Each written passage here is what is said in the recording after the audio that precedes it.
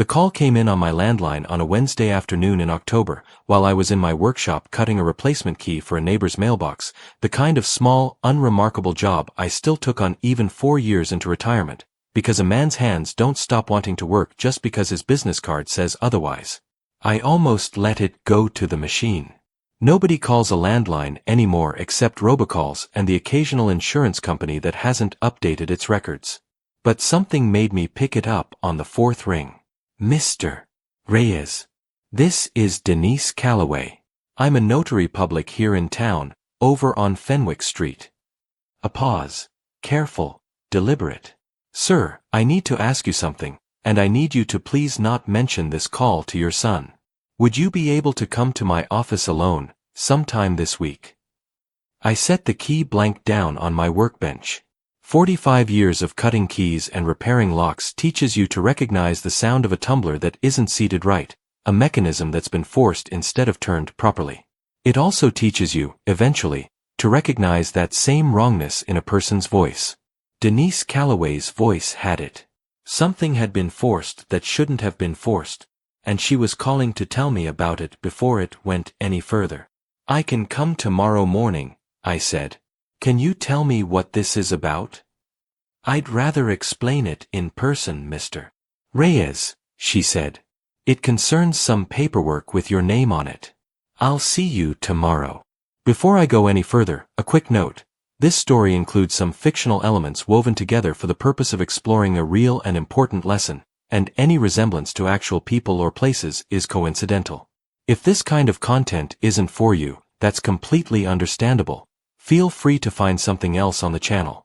But if you've ever had the feeling that something in your own family has quietly shifted beneath your feet, stay with me, because this story is about exactly that feeling, and what one honest stranger did about it. My name is Thomas Reyes. Everyone who's known me more than 5 minutes calls me Tom. I'm 71 years old, and for 45 of those years I ran Reyes Lock and Key, a small locksmith shop 2 blocks off Main Street that I built from a single service van and a folding table into a business with a storefront, 3 employees at its peak, and a reputation, I'll say without much modesty, for being the man people called when something needed to be opened, secured, or understood, a jammed safe, a house that had been broken into, a bank vault door that wouldn't seat right. After a renovation. There is a particular kind of knowledge that comes from spending 4.5 decades studying the mechanisms people use to keep things safe, and to keep other things out. You start to understand security not as a single lock, but as a whole language, tumblers and pins, tolerances and tells, the small signs that tell you whether something has been tampered with by someone who knew what they were doing, or someone who didn't. My wife, Helen, passed 4 years ago this past spring, after a stroke that took her quickly, in the space of 11 days, with none of the long goodbye that cancer sometimes allows and none of the mercy either. We had one son, Michael, born the year I turned 28, and Michael grew up in the apartment above the shop before we could afford the house on Larkspur Avenue, watching me work at the bench in the back room, handing me tools before he was old enough to understand what half of them did. He was a good kid. He is, in most of the ways that matter, still a good man. But 6 years ago he took a position at a wealth management firm downtown, married a woman named Christine 2 years after that, and somewhere in the space between those 2 events, the son who used to sit at my workbench asking what a tension wrench was became a man who talked to me mostly about markets and rates and the phrase generational wealth planning, which he used often enough that I started to notice it the way you notice a squeak in a door hinge. Not loud, not urgent, but present, and worth paying attention to eventually. I want to be honest about something before I go further, because I think it matters to the story. I did not dislike Christine. I did not, and do not, believe my son married her for anything other than the reasons people usually marry. Because he loved her, because she made him laugh, because she showed up for him in the ways he needed showing up for after his mother died. What I noticed, over the 2 years following Helen's death, was something more specific than dislike. It was a pattern. Michael and Christine began asking questions about my finances that felt, individually, reasonable. Was I keeping up with my retirement account statements? Did I have a current will? Had I thought about simplifying things now that I was on my own? And that, collectively, over 18 months, began to feel less like concern and more like reconnaissance. I noticed it the way I notice a lock that's been picked rather than turned with a key. The individual scratches don't mean anything on their own. It's the pattern of them, under magnification, that tells you someone's been working at something they weren't supposed to have access to. There was one moment, months before Denise Calloway ever called, that I filed away at the time without understanding its weight. A long-time customer of mine, a retired schoolteacher named Harold Voss who'd been bringing me his broken locks and squeaky hinges for the better part of 2 decades, mentioned in passing one afternoon that he'd run into Michael downtown, asking all sorts of questions about how estate planning firms handle old clients whose kids work in finance. Funny thing for a son to be curious about, when his own father's still cutting keys 3 days a week. Harold laughed when he said it.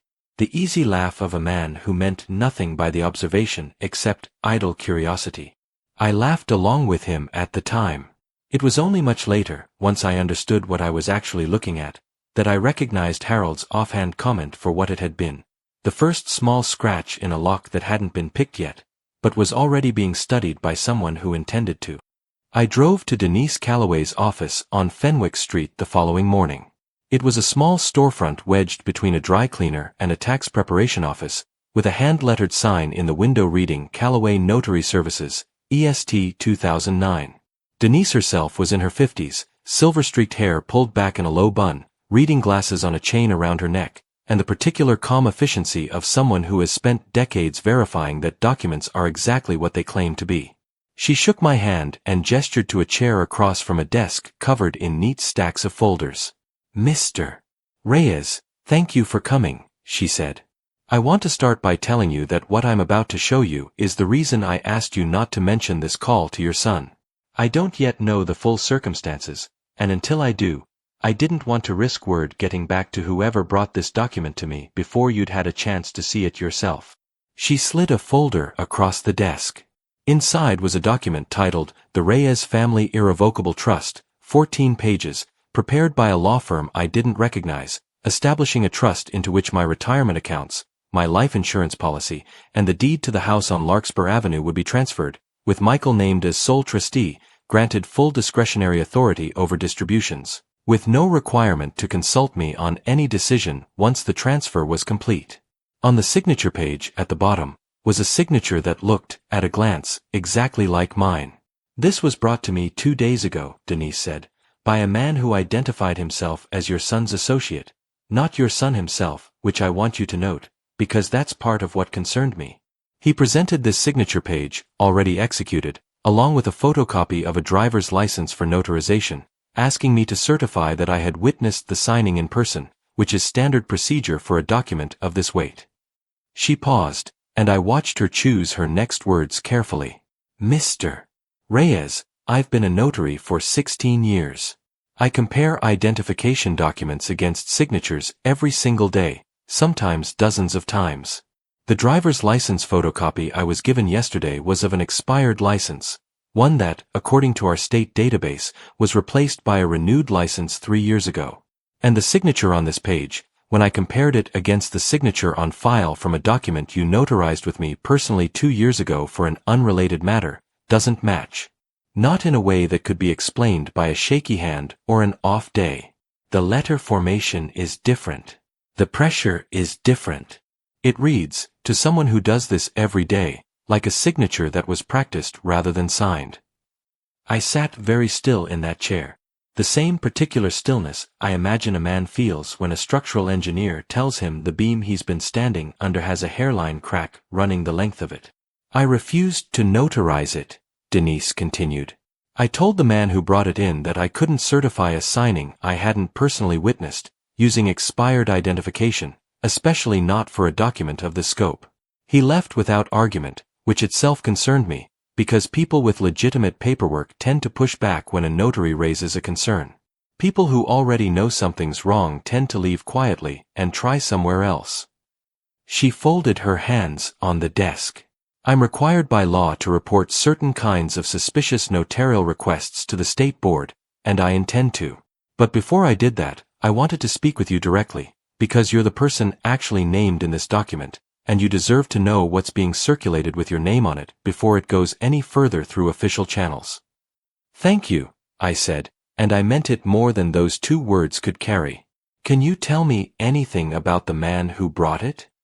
Mid-30s, well-dressed, gave his name as Grant Ashford and said he worked with your son's firm, Denise said. I wrote down as much as I could remember after he left, in case it mattered later. I have a feeling it's going to matter. I want to tell you now about the part of this story that I'm not proud of, which is that I drove home from Denise Calloway's office and did not call my son. I did not confront him, did not ask him directly whether he knew anything about a document with my forged signature on it, sitting in a folder on my kitchen table where Helen used to sort the mail. I have thought about why, many times since, and I think the honest answer is the same one I'd give about most things in my life. 45 years of locksmithing teaches you that the worst thing you can do when you suspect a lock has been compromised is to go rattling the door before you understand exactly how it was compromised and by whom. You don't warn the person who tampered with the mechanism that you've noticed. You study it quietly, and you wait until you understand it completely, because half-understood problems get worse when you announce that you found them. So instead, I called Ray Delgado. Ray had apprenticed under me for 6 years, starting when he was 19 and I was already north of 50, back when I still thought I'd run the shop another decade before handing it off to him entirely. He's 41 now, runs his own small security consulting business out of the unit next to what used to be my shop, mostly residential and small business camera systems, and he still calls me boss out of habit, which I've stopped correcting because I secretly like it. Ray was the only person I trusted enough to bring into this before I understood what I was actually dealing with. I need a camera, I told him, sitting in his cluttered back office surrounded by more monitors than any one man needs. Something small, something that won't look like what it is, installed somewhere in my own living room, uploading automatically so I don't have to retrieve physical footage. Ray didn't ask why, not at first. He just pulled open a drawer and started laying out options. We settled on something he called, with a straight face, the ugly digital picture frame nobody ever looks at twice.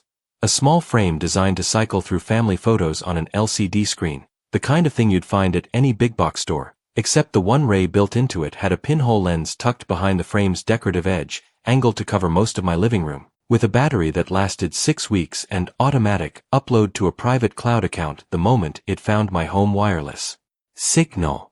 You want me to ask what this is about? Ray said, when he handed it over. Not yet, I said. I'll tell you everything once I understand it myself. I set the frame on the bookshelf across from my recliner, filled it with photographs of Helen, of Michael as a boy at the shop, of Ray's own apprenticeship years back when he still had all his hair, and I waited. I didn't have to wait long. 3 weeks later, on a Sunday afternoon, Michael and Christine came by for what Michael called, just checking in on you, Dad, the kind of visit that had become more frequent over the past year, always a little longer than it used to be, always ending, more often than not, with some gentle question about paperwork or planning. This time, they stayed past dinner, and at some point, I was in the kitchen making coffee, close enough to hear but out of the direct sight line that would have told them I was listening. Their conversation in the living room shifted into something that had nothing to do with checking in on an aging father. Grant says the notary refused the signature page, Christine said, her voice low but not quite low enough. He thinks she might report it. She won't have anything concrete to report, Michael said. It's just a refused notarization. Happens all the time for a dozen boring reasons. Nobody's going to chase down a bureaucratic hiccup unless somebody points them at it specifically. Grant's already 3 months behind on the fund he borrowed against, Christine said. If we don't get the trust executed before the quarterly review, he's exposed, and if he's exposed, we're exposed, because half of what we've already moved went straight into covering his position. Half of what we've already moved. I stood very still in my own kitchen, coffee pot forgotten in my hand, and felt something colder than surprise settle into my chest. We'll find another notary, Michael said. Grant's got someone 2 counties over who doesn't ask as many questions. We just need a current photocopy of Dad's license this time, not the old one, and we practice the signature a little longer before we try again. It has to be cleaner. And if your father notices anything? He won't, Michael said, and there was something in his voice when he said it. Not cruelty exactly, but a flatness, an ease, the voice of a man who has convinced himself of something so thoroughly that saying it out loud costs him nothing. He trusts me completely. He's never once in his life asked to see the fine print on anything I've handed him. Grief does that to people. It makes them tired of paying attention. I put the coffee pot down on the counter very carefully, the way you set down something you're afraid of shattering, and I stood there in my own kitchen listening to my son describe my grief as a resource to be spent, and something in me went quiet in a way I don't have an easy word for. Not calm exactly. More like the specific stillness of a man who has just heard, with total clarity, the exact shape of the thing he'd only suspected before. I did not go into the living room. I finished making the coffee, brought it out, and asked Christine how her sister's new baby was doing, and we talked for another 40 minutes about ordinary things, and when they left, Michael hugged me at the door the way he always had, and I hugged him back, because I had decided, somewhere in that kitchen, that the only way to protect what was left of my life was to give away absolutely nothing until I had enough to make giving something away unnecessary. The following week, I drove to see a lawyer named Lauren Castillo, whom I'd known for years the way you know people in a small town. She'd hired me twice to rekey her office when she moved locations, and I'd done small jobs for her family over the years. She specialized, I'd learned from a mutual friend, in elder financial protection cases, the kind of law that exists specifically because people like Grant Ashford exist. I brought her everything. The forged trust document Denise Calloway had shown me, which Denise had provided me a copy of with her own notes attached.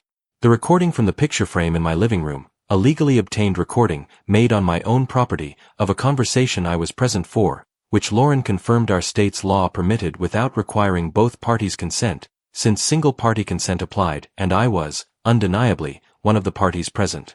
And a growing unease about a name I'd heard for the first time only a few weeks earlier. Grant Ashford. Lauren listened to the recording twice without interrupting, the second time with a legal pad in front of her, pen moving steadily. When it ended, she set the pen down. Mr. Reyes, she said, I want to be very direct with you. What you've described and what I just heard is not a family disagreement about estate planning.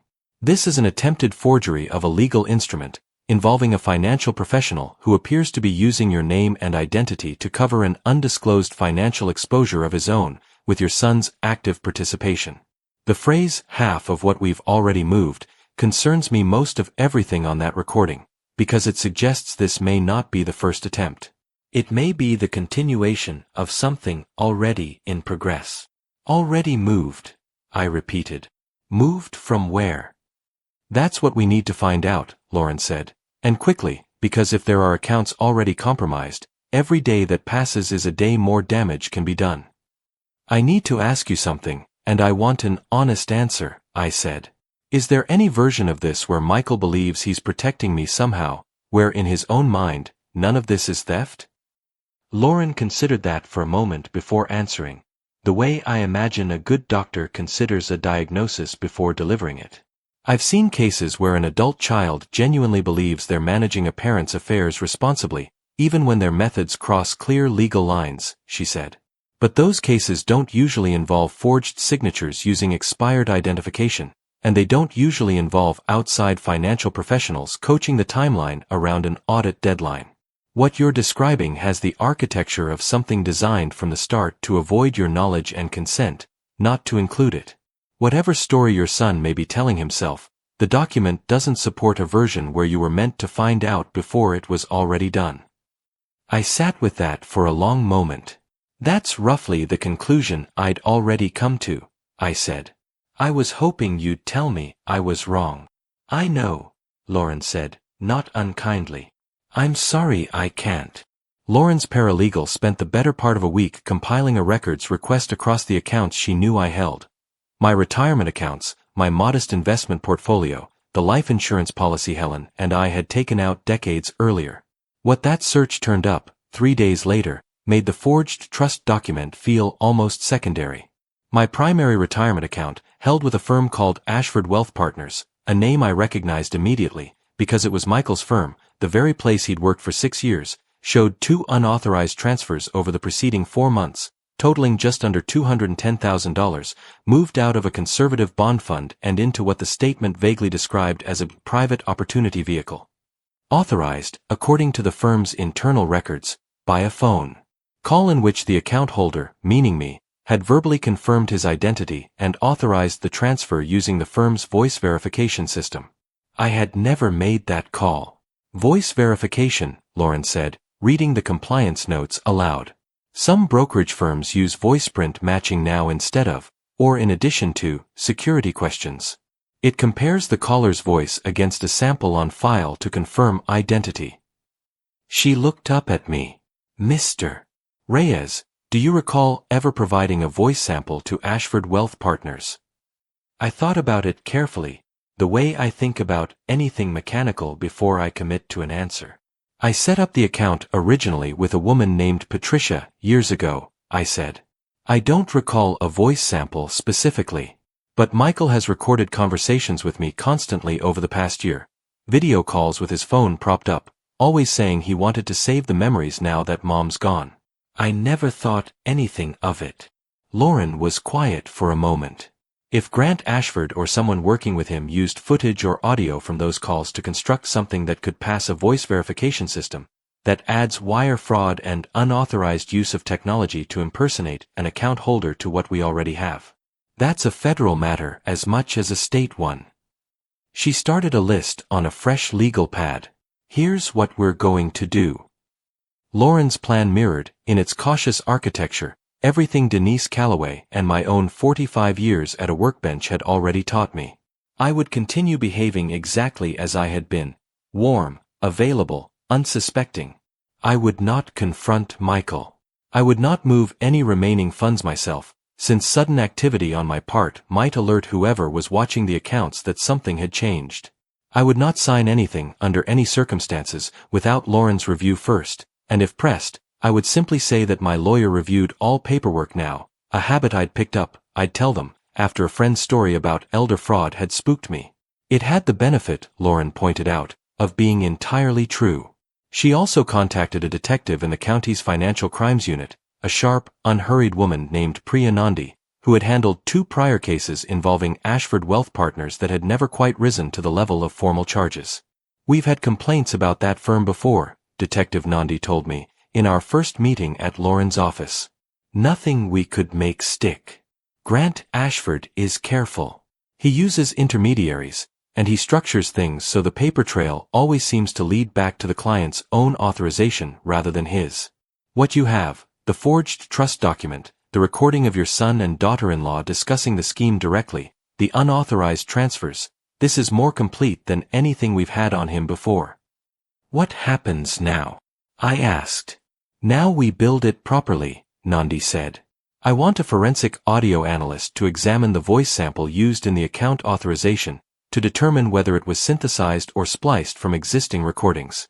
I want a document examiner to compare the forged signature against verified samples of yours. And I want you to keep doing exactly what you've been doing, living your life, saying nothing, letting them believe the plan is still working. Every additional attempt they make while we're watching is another piece of evidence. 2 weeks later, Nandi called Lauren's office to share something her team had found while pulling Ashford Wealth Partners compliance records under a court order. Grant Ashford, it turned out, had a pattern.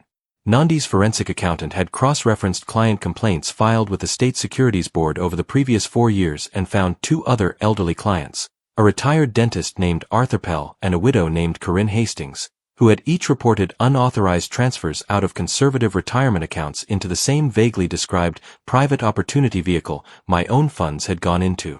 Neither complaint had gone anywhere at the time, because in both cases, the transfers had eventually been partially reimbursed by the firm before regulators pursued the matter seriously, and both clients, elderly and exhausted by the process, had let it drop rather than continue fighting.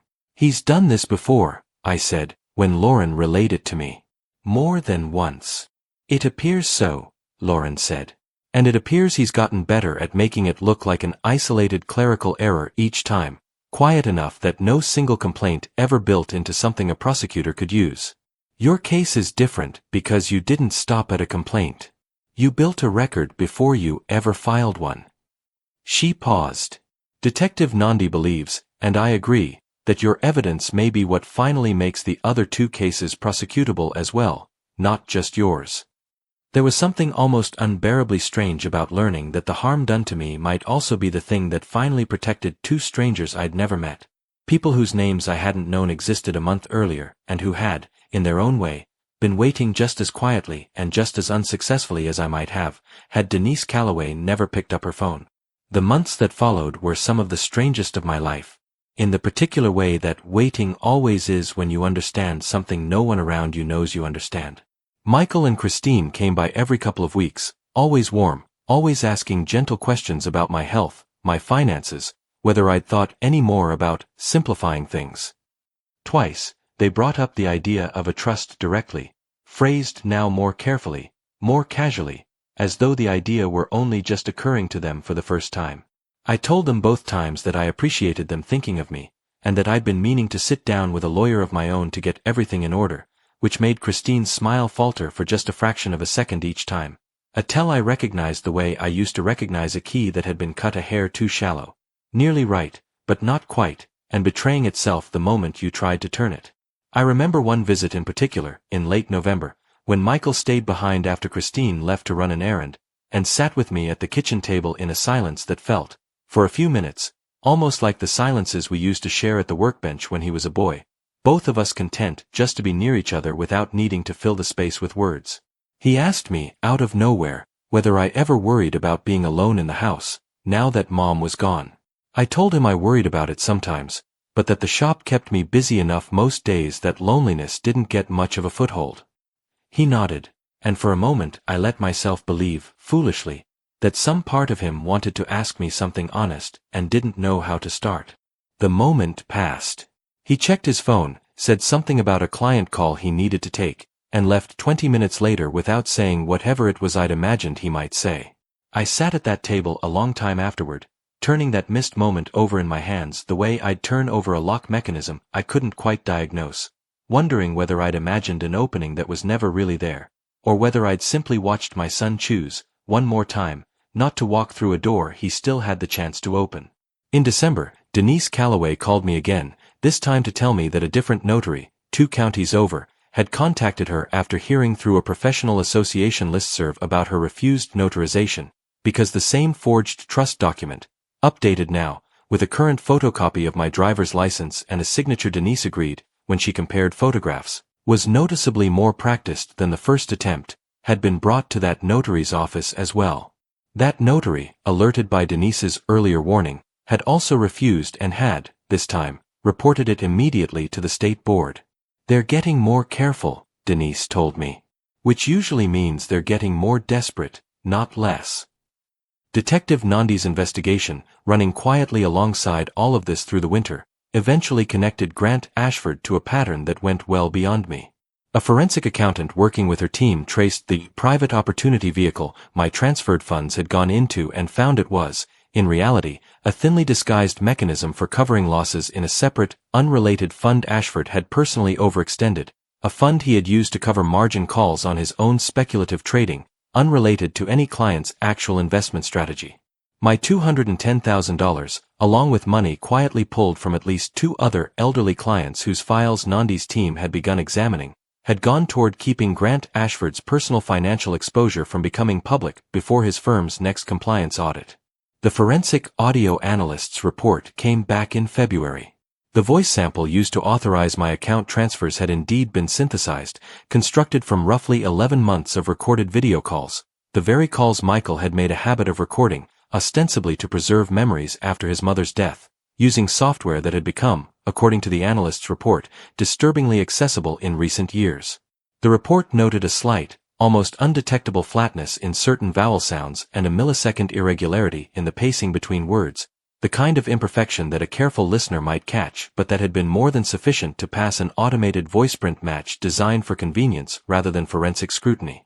He recorded me for a year, I said, when Lauren walked me through the report, under the excuse of missing his mother, and used it to make the system believe I was authorizing something I never said. That's what the evidence indicates, Lauren said. I know this is difficult to hear, Tom. I want you to take whatever time you need with it. I did not take much time with it, not because it didn't hurt, but because 45 years of repairing things people had broken had taught me that the feeling comes whether or not you make room for it, and the work goes better if you let it move alongside you instead of waiting for it to pass first. The warrants were signed in early March. Detective Nandi called me the evening before, the way she'd promised she would, to tell me it would happen the following morning, and to stay away from both the house and the shop until she called to confirm it was clear. I sat at my kitchen table before dawn, the same table where Denise Calloway's folder had once sat, and listened to the old clock on the wall that Helen had bought at an estate sale decades ago, its second hand ticking through the longest hour I'd spent since the week she died. Nandi called at 7:15. "It's done, Mr. Reyes," she said. "Grant Ashford and Michael Reyes have both been taken into custody. Christine Reyes is being charged separately based on the recorded conversation and financial records showing her direct involvement. Her attorney is negotiating her surrender as we speak." "Thank you for calling me directly," I said. "You built most of this case yourself before we ever got involved," Nandi said. "I've worked a lot of these. Most people don't have the patience for it. You did." She paused before ending the call. "For what it's worth, Mr. Reyes, most people in your position spend the whole year wanting to confront somebody. You spent it building a case instead. That's rarer than you'd think." The months between the arrests and the trial moved the way Lauren had warned me they would. Slowly, procedurally, in a rhythm that had nothing to do with my own sense of urgency. There were arraignments in April, brief and formal, where I sat in the back of a courtroom and watched my son enter a plea of not guilty in a voice that didn't quite reach the back row. There was a grand jury proceeding in June, where I testified for nearly 4 hours about Denise Calloway's warning, the picture frame recording, the forged trust document, and the $210,000 that had vanished into Grant Ashford's private opportunity vehicle. There were continuances through the summer, a defense motion to suppress the living room recording that Lauren and Nandi's office fought and won, establishing on the record that the recording had been made lawfully, on my own property, with me present as a party to the conversation, exactly as our state's single-party consent law allowed. The trial began the following October, almost exactly a year after Denise Calloway's first phone call to my landline. I will not walk you through every day of it, because much of it unfolded the way these proceedings always do. Forensic accountants explaining fund transfers to a patient jury, a document examiner walking through the inconsistencies in the forged signature with a magnified projection that let every juror see, for themselves, the difference between a signature and a careful imitation of one. Denise Calloway testified on the second day, describing in her measured, professional voice exactly why she'd refused to notarize the document and why she'd chosen to call me directly rather than simply filing a report and letting the system handle it on its own timeline. "I've been doing this job for 16 years, she told the jury. "Most of what crosses my desk is exactly what it claims to be. Every so often, something isn't, and when that happens, I've learned that the person named on the document deserves to know before anyone else does." Ray Delgado testified about the picture frame, walking the jury through the technical details of how it had been installed, how the footage had been securely stored and unaltered, and confirming under cross-examination that the recording had captured audio and video from a private residence where the device's owner, meaning me, was lawfully present throughout.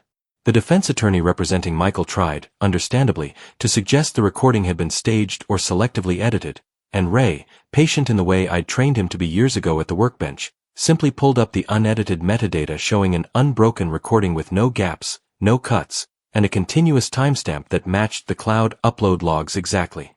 Grant Ashford's attorney attempted the argument you might expect, that his client had simply been managing accounts within the discretion his clients had granted him, and that any irregularities originated with Michael Reyes acting independently. That argument held together reasonably well until the prosecution introduced a text message, recovered from Grant Ashford's own phone under a valid search warrant, sent to Michael 6 weeks before the first attempted notarization. "Need the trust locked down before the Q3 audit. Use the old license copy if the new notary's too careful, doesn't matter which. Just get his signature on file somewhere clean before the 15th. The courtroom went very quiet after that message was read aloud. The particular silence that settles over a room once the last available innocent explanation has been taken off the table. Christine testified on the 4th day, called by her own attorney in an attempt to establish, before the jury reached a verdict on her lesser charge, that her role had been limited to conversations she'd overheard rather than decisions she'd actively shaped. She sat in the witness box in a pale blue blazer, her hands folded carefully in front of her, and described a version of events in which Michael had made every decision, in which Grant Ashford had pressured them both relentlessly, and in which she had gone along out of fear of her husband's mounting financial desperation rather than any desire to see me harmed. "I loved Tom like a father," she said, and her voice cracked in a way that seemed, to me at least, sitting in the gallery, genuinely felt, even if I could no longer be certain what genuine meant coming from her. "I never wanted any of this to happen to him." The prosecutor, a calm, thorough woman named Adiz Okonkwo, rose for cross-examination with the patience of someone who had been waiting for this exact moment since jury selection began. "Mrs. Reyes," she said, "you've testified that your involvement was limited to conversations you overheard, and that the plan and its execution belonged to your husband and Mr. Ashford. Is that correct?" "Yes," Christine said. "I'd like to direct your attention to Prosecution Exhibit 42, already admitted into evidence," Okonkwo said. "This is a text message recovered from your personal phone, sent to your husband on August the 9th, 4 months before the first attempted notarization." She held the page for a moment before reading it aloud, without inflection, which made it land harder than any dramatic delivery could have. "Grant says the old license photo is cleaner, less likely to flag in the database. I'll grab it from the file box in the garage next time your dad's at the shop. Just tell me which drawer." Okonkwo lowered the page. Mrs. Reyes, who located the expired identification used in the first attempted forgery. Christine's hands, folded in her lap, went very still. Grant asked me to help locate some old paperwork," she said. "I didn't know exactly what it would be used for at the time." "You texted your husband asking which drawer contained his father's old identification, for months before that identification was presented to a notary alongside a forged signature," Okonkwo said. "Is there an innocent explanation for that request that you'd like to offer the jury?" There was a long pause before Christine answered, long enough that I watched more than one juror lean forward slightly, waiting. "No," she said finally, quietly. "I don't think there is." Okonkwo sat down. The courtroom stayed quiet for a moment, longer than these moments usually last. Michael did not testify in his own defense. His attorney negotiated a plea agreement 3 weeks into the trial, once it became clear that between the forged document, the picture frame recording, and Grant Ashford's own texts, there was very little room left for an alternative account of what had happened. He pleaded guilty to forgery of a legal instrument, attempted financial exploitation of a vulnerable adult, and unauthorized use of biometric data to impersonate an account holder. Christine, whose attorney successfully argued that her direct involvement, while documented on the recording, fell short of active forgery, pleaded guilty to a lesser conspiracy charge and received probation along with a restitution order.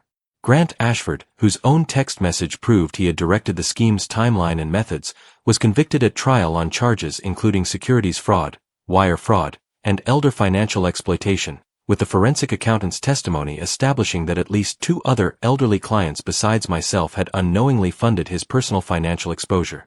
At sentencing, the judge noted for the record that the case was, in her words, unusual for the thoroughness of its evidentiary foundation, established almost entirely through the diligence of a private citizen and a conscientious notary public, well before law enforcement became involved. She added that she found the year-long pattern of recorded conversations, ostensibly framed as sentimental preservation of memories with a grieving parent but in fact constructed to defeat a financial institution's identity verification system, to be a particularly cruel misuse of a father's trust in his own son.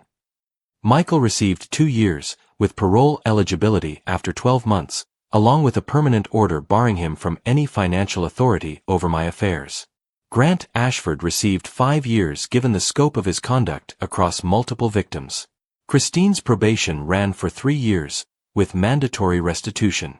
Before sentencing concluded, the judge permitted victim impact statements, and I stood, with Lauren's quiet encouragement, and said the only thing I'd prepared, because 45 years of careful, deliberate work had taught me that fewer words, chosen well, carry more weight than many words chosen in anger. I said that I had spent my working life making sure that locks did exactly what they promised, that they kept people's most important things safe from anyone who hadn't earned the right to reach them. I said I never expected the thing I'd need protecting from would be my own son's voice, recorded under the pretense of missing his mother, used to open a door that should never have been opened at all. I said I did not stand there wanting revenge, only wanting the truth recorded plainly, so it could never again be called a misunderstanding. Then I sat down. After the courtroom cleared, a bailiff asked whether I'd be willing to speak with Michael for a moment before he was transported. I said yes.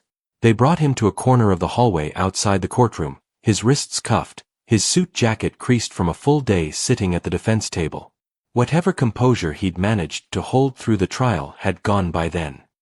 He looked, standing there, younger than I'd seen him look in years, and for one unwelcome moment, he reminded me so strongly of the boy who used to sit at my workbench, asking what a tension wrench was, for that my chest ached in a way that had nothing to do with anger at all. "Dad," he said, and his voice cracked on the single syllable. I don't know how to explain it in a way that doesn't sound like an excuse. Grant kept saying it was temporary, that we'd fix it before you ever noticed, that it wasn't really taking anything from you, just moving it around until things settled. I told myself that enough times that I think I actually believed it for a while.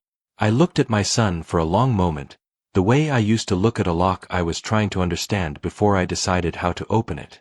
"I've spent 45 years fixing things people believed were unfixable," I said finally. "I know the difference between a mechanism that's simply worn down and one that's been deliberately forced past what it was built to hold. What you did to me wasn't wear, Michael. It was force." I paused. "I don't know yet whether I'll ever fully trust you again. I hope, for both our sakes, that someday I might. But that's going to depend entirely on what you do with the years ahead of you, not on anything either of us says in this hallway today." He nodded, tears running freely now, and didn't try to argue with any of it, which was, in its own small way, the first honest thing he'd offered me in over a year. The bailiff led him away. I stood in that hallway a long moment before Lauren gently took my arm and walked with me out into the gray October afternoon. I still run the shop 3 days a week, mostly training the 2 younger locksmiths I've hired to eventually take it over, and mostly, if I'm honest, because the work still gives my hands something to do that matters. Ray and I have dinner together most Thursdays, the way we did back when he was still my apprentice and not yet a business owner in his own right, and he still calls me boss and I still let him. Denise Calloway sends a Christmas card every year, which I did not expect and which I look forward to more than I probably should. I still keep the house on Larkspur Avenue exactly as Helen left it, and some evenings I sit in the same recliner across from the bookshelf where that picture frame once quietly did more than cycle through old photographs, and I think about how strange it is that the thing which finally protected me was the same instinct that built my entire career, the belief that you don't dismantle a lock in anger. You study it patiently, until you understand exactly how it works, and only then do you decide what to do about it. Corinne Hastings, one of the 2 other clients Detective Nandi's team eventually connected to Grant Ashford's scheme, wrote me a short letter after his conviction, thanking me for what she called doing the patient, thankless work that finally made someone listen. I keep that letter in the same drawer where I once kept Denise Calloway's business card, and I take it out every so often, not because I need reminding of what happened, but because it reminds me that patience, applied carefully and at the right moment, rarely protects only the person practicing it. I think often about the son I raised and the man who sat at that defense table, and I have found, the way Denise Calloway once told me most things in her line of work eventually reveal themselves to be, that both of those people were real. The boy who used to hand me tools at the workbench loved me. The man who let a wealth manager use a year of recorded phone calls to forge my voice loved something else more. His own exposure, his own comfort, the version of his future that didn't require an honest conversation with his father. I have not found a way to hold both truths without it costing me something, and I've stopped expecting that I will.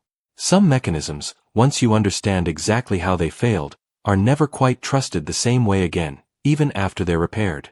Harold Voss still comes by the shop most Tuesdays, same as he has for 20 years, and a few months after the sentencing he finally asked me, carefully, the way old friends ask about things they've clearly been wondering about for a while, whether he'd been right to laugh off Michael's odd questions downtown that day instead of mentioning them to me sooner.